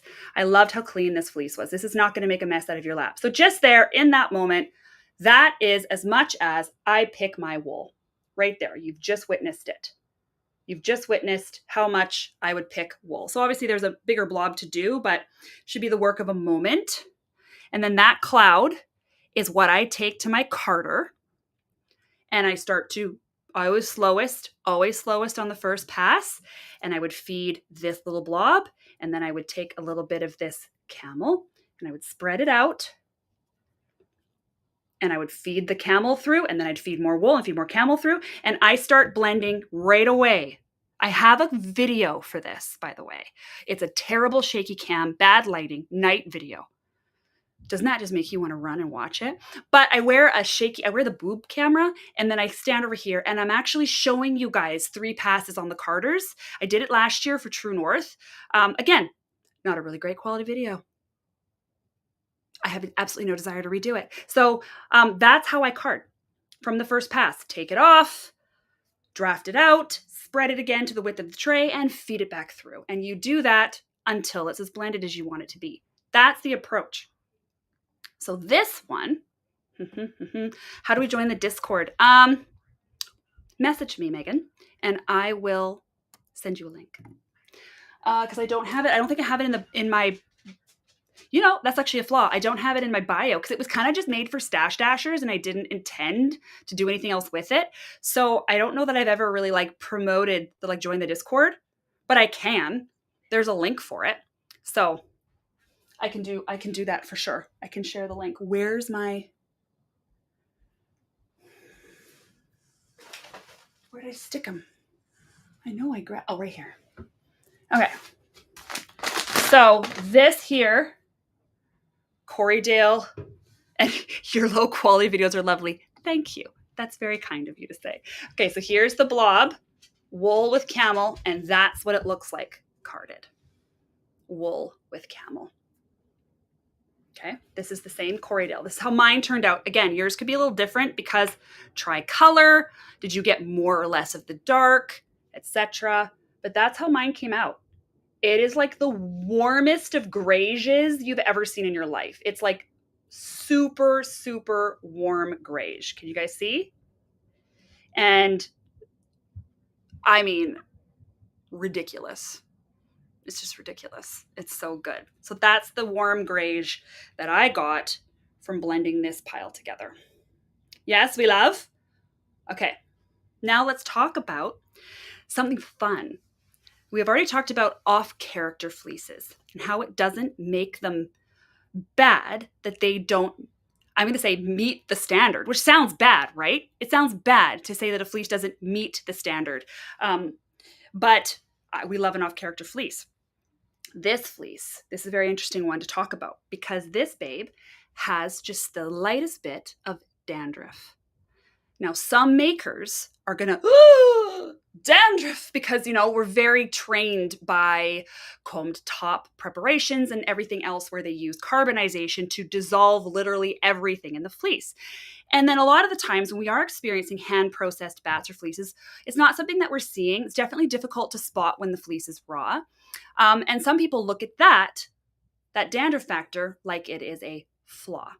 So, and it can be, I want to be clear about that.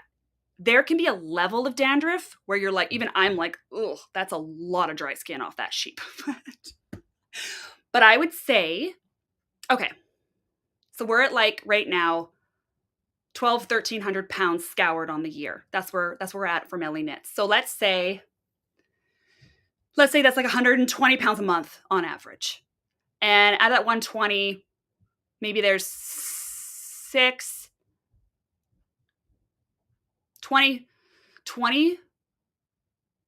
26 pound fleece. Is that math right? Yeah. Say there's 20 sheep we wash in a month. Let's just say that's our number on average. We wash 20 fleece in a month. Guaranteed 6 of those sheep will have some level of dandruff. We see it constantly. And so it doesn't faze us because this, let's see if I can find a little bit. And again, it wasn't all throughout this fleece. It was very minimal. You're going to see it the most in the dark spots. So let me show you because I want to talk to you about this because I never want shepherds to get any kind of a blowback or people are disappointed when they find dandruff in their fleece or alarm. We'll talk about the difference between this and scurf too. Okay. Here's a tiny bit right here. Let's see if you guys can see it. Look right. Coffee? Can you see coffee? Yeah. Coffee? Yeah. We're just talking about dandruff. Would you say it's fair to say that out of 20 fleece washed, we'll find at least 6 of them will have dandruff? It's not like half, right? But it's quite common that we're seeing dandruff in fleece. Mm-hmm. Yeah, but our carders knock it out and picking knocks it out. Mm-hmm. But you think I'm right? 20 to 6. I'm doing this live, so I'm kind of going for this. This is Aaron, by the way, everybody. Sounds about right. This is the husband who brought me coffee. Sounds about right. Okay, let's try and look at that again. It's right, there's like 6 little particles of it. Do you guys see that? Okay, right there. I hope the quality is coming through so that you can see this. So that to me is a non-issue. Absolutely non-issue. I'm going to pick this fleece open and already it's going to fall out. It's just going to hit my lap. The carder is going to knock some out. Should there be a piece or 2 of it left in the draft, kind of comes out when you draft out. You might find a little bit on your lap. It's a non-issue. I have had fleece that have been so heavy with dandruff that I can't sell them. It would just be kind of off-putting. I have had fleece that have been so heavy with dandruff. They've been moderately heavy It does knock out, but not entirely, but it's such a beautiful fleece. I don't want to disqualify the whole fleece because the sheep was dry skin. So then I put a note when I'm selling it. Hey, this fleece, we got as much of it out as we could. There is still a presence of dandruff in it. If that super grosses you out, don't buy this one. Because it doesn't gross me out, especially if it's moderate or low. If it's high dandruff, we've seen those. I can't put those in the shop. I won't put those in the shop. We also will never, obviously scurf is a no-go. And so that's a big one too. Some people interchangeably do dandruff and scurf. You see a little bit of thing like this in the fleece and you go, oh my gosh, my fleece is scurfy, my fleece is scurfy, and we're emergency emailing shepherds and blah, blah, blah. Scurf is caused by a mite. It's like an infestation on the sheep. The shepherd has to know if your fleece has scurf. If the sheep has dry skin, especially in patches, just a little bit here and there, the one time I let a shepherd know about it was when I bought 10 fleece off the shepherd and every single one had dandruff, moderately. So I wrote the shepherd and she was like, oh shoot, we had a drought this year and I switched to an alfalfa feed. I wonder if that made their skin more dry. I still processed these fleece and it knocked it out. You guys would be so grossed out. The bottom floor of Big Homie, just I'm scooping up skin. But had I processed this fleece, there would have been no note in the sale. There would have been no dandruff left in the fleece because it would have just come out. So it wouldn't have been. So see, we see this really commonly, but I'm not entirely sure that our customer base or you guys know how common it is to find a dry skin patch in a sheep, especially patches. Like you could just imagine the guy itchy and just rubbing, against something. The difference, what you're going to really notice between this and scurf, is that scurf doesn't budge. So if you've gotten all the lanolin out of your fleece, that's a big one. A lot of people are like, it's not moving. Well, your fleece is still greasy. But like if you've gotten all the lanolin out of your fleece, so what I often tell people to do when they aren't sure is to grab a lock that is, like if it's dandruff or if it's scurfs, because you're always going to find it down the cut end, okay? Grab a lock when it's raw. Get a cup of water and pour boiling water into it and a drop of your scouring agent and just dip this in and swirl, swirl, swirl, swirl, swirl, swirl, swirl. And then look, is it still there? Like if you add that little bit of motion, what you're going to notice is that it's going to dissolve. It's going to come off. It's going to be gone. Not scurf. Scurf lives forever on the fleece. That's why spinners, that's why wool processors, we don't like it. It's cemented to the individual fiber and it's going to live in your knitwear. You're going to have a scurfy sweater. Again, some people aren't bothered by that. We have someone in our chat right here who has a scurfy sweater because I processed the most beautiful but scurfy wool. And I don't want it to go to waste. She was like, I don't care. So she took it and spun it and she's wearing a scurf sweater.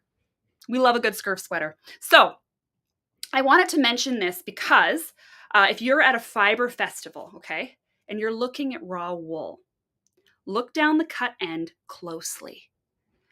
When they're oily, just like our skin, when we're moisturized, we don't see dry, flaky business, but you can still see it. You can see it you'll see a uniform of it, and it's usually a bit of an amberish color because it's dirt and grease.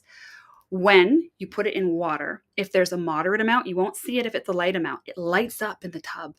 It's like it goes white, really white. And then when it dries, it's kind of the same color as the fleece, maybe a little bit white.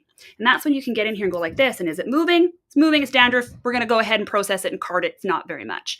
If it's a ton of dandruff and you're selling it, that's more of a problem. And there's quite a few fleece that I've had to just, again, disqualify because of that. But who's saying this? It's really only in the dark parts of the fleece, and it was teeny. Some of it fell out in the picking. The rest I expect in the carding. No biggie. Scurf sticks around and is super sticky. Thank you. Okay, so some of you other great guts adventurers have seen it. I love that. So that's why I wanted to take a specific note of this, because when I put together guts in general for anybody, I'm real specific. There have been a few times where I've sent out guts where there's a bit of a tip, a crunchy tip. And I go along and I add a video to that. And I'm like, okay, here's how we handle crunchy tips. And, I don't know that I've ever, so with dandruff, this is a good moment to talk about what to do when you find that in a fleece and what it does and doesn't mean. Are you still allowed to be grossed out by the idea of sheep's skin flakes in your wool? Sure, you're totally allowed. And if it's not okay with you, that's fair. This one is super light. That's why I wouldn't have put I would never put like a a noticeably dandruffy fleece. And some of you are going to be picking this and be like, I don't have any dandruff in mine, because it wasn't throughout. It was just in some parts, and it's going to be way more visible in the dark ones, the dark parts, than you're going to see it in the light parts. But I know people who love spinning bats and they really hate VM, or they can't hand process because they hate finding like bugs. We find bugs and spiders and chunks and poop and sheep toenails. We find everything. And we have found dandruff. Mostly, I would say, I find it the most in primitives. And then next would be long wools. But I processed a fine wool coated sheep for Knit City that had dandruff. And it was from like a pedigree breeder. So it's not like the breeders are doing something wrong. It's got to be like, I'm a very dry skin person myself. I am completely covered head to toe in lotion at all times. My husband, I don't think has ever in his life applied lotion anywhere. How? How is this possible? I'm addicted to chapstick because his lips get dry. I'm just one of those people. And I think sometimes sheep are like that too. So maybe that's why I don't discriminate. Maybe that's why. Anyway, so there's my talk for you out there who are fiber processing, and specifically my guts people, because if you're not fully working from raw fleece yet, this is your gateway drug. Guts is your gateway drug into maybe getting one day. If it's a light amount of dandruff, don't even worry about it. And the shepherd didn't do anything wrong, if that makes sense. So that's what I want to speak to, because I have also spoken to friends who have received dandruffy fleece, and they're like, oh, I'll never buy from that shepherd again. I'm like, why? Like, it's just... Anyway, that's what I want to say. That's what I want to say. Oh, Allison, spiders. Oh, yeah. I have been bee stung in a fleece by a dead bee. Bro. Bring on the dandruff sweaters. Right? Okay. So there it is. There's your guts. That's what it looks like. Nice little VME bits. Here's where our guts adventurers do, guys. They pick this open, they card or blending board or hand card, or is anyone combing? Or whatever, like there, okay? And then you get this. This is what you get at the end, or some version of this. Okay, what is a coated fleece? A coated fleece is when a sheep is wearing a tarp all year round. So they kind of like come around their necks like this, and they kind of stop around their booties like that. And they pin underneath. So their underbellies are kind of exposed. Their arms and legs are exposed. Neck and head is exposed.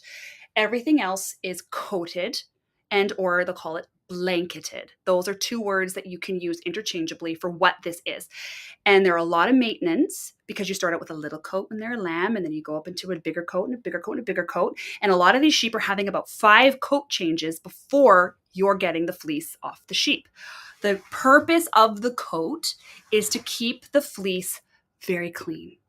So when the sheep is wearing the coat, hay, because they're eating hay, they're eating off the ground, they're laying on the ground. These are barn animals, right? These are animals that live outdoors in barns around other animals. When they're wearing these coats, it's going to keep all, if not most, of the veggie matter and bugs and whatever else off the sheep. So if you are ever purchasing raw wool and you see that it says coated or blanketed, expect it to cost a little bit more money, or a lot more, because there's more maintenance involved. The shepherd's having to spend a lot more time to maintain those coats. They need to be repaired. Sheep rip them up. You have to have multiples for all of your sheep. You have to, like, there's a lot to it. And so it's actually quite a huge bulk. If a shepherd wants to start offering coated fleece. So if you see coated fleece and it's more money, that's why. You as a processor, you're going to be dealing with pretty much minimal VM. A little gets through, but like I'm talking minimal, like real minimal. So the Cormo that we just looked at in Delightful was a coated sheep. That was a coated Cormo. So she's got all in jackets. I've also worked with beautiful Cormos that are uncoated, and they just have a lot more VM in them. You can still get extremely clean, uncoated sheep. There are some just pastures that are just cleaner than others. And sometimes I've had coated sheep where I'm like, coated?